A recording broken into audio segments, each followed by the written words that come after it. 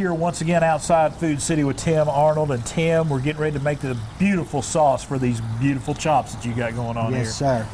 What we're going to do, want to add, this is about 2 to 3 tablespoons of butter. All right. Okay, that's salted butter.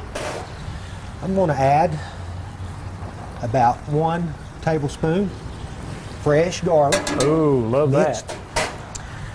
We're going to add our oregano. Okay. I love the fact that you grew a lot of these spices and herbs yourself. Everything come out of my garden except the oregano. Okay. And we're going to put some fresh sage in there just because it's pork. And we're going to add a 1/4 cup of brandy. Okay. Okay. Got to be careful when you're using alcohol like that. All right. And this is just strictly a pan sauce that you're doing with it. Pan sauce. And you're just leaving those chops right in there with it. We want to take and just kind of give this a good shake stir.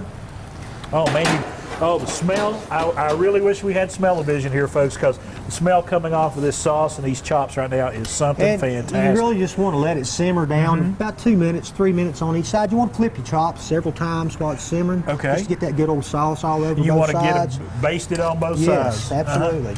And, So you let that butter melt down? Butter melt down. You just want to let that set there And we simmer. mentioned this earlier, but you never ever want to take a fork and like explore in there to see if they're done or not. No. How do you know when they're done?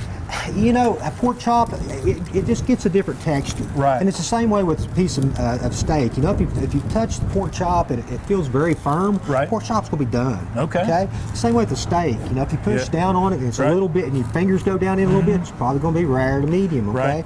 But when they start hardening up a little bit and getting a little bit firm, they're done.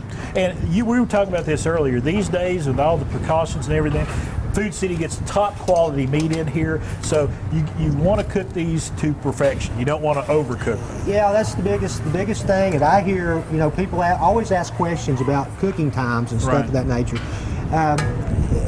You know, you cook it the way you want it. Right. Basically, I mean, if Right. you like it a little pink, cook it a little pink. Cook it a little pink, Yeah. but don't cook the life out of it, because No. then it can start out the best piece of meat in the world, Absolutely. but you cook it too much, it's going to be Absolutely. tough. And you're going to end up ruining that piece of meat. And Tim, this is a great recipe for Easter because you're not inside, you're not heating up the kitchen, and it's going to be a great dish that you could serve your entire family. And you can serve your family, and like I said, you can do this with lamb, guys. This Right. is not just a pork chop recipe. This would be awesome with some nice lamb chops from Food City. Some lamb chops.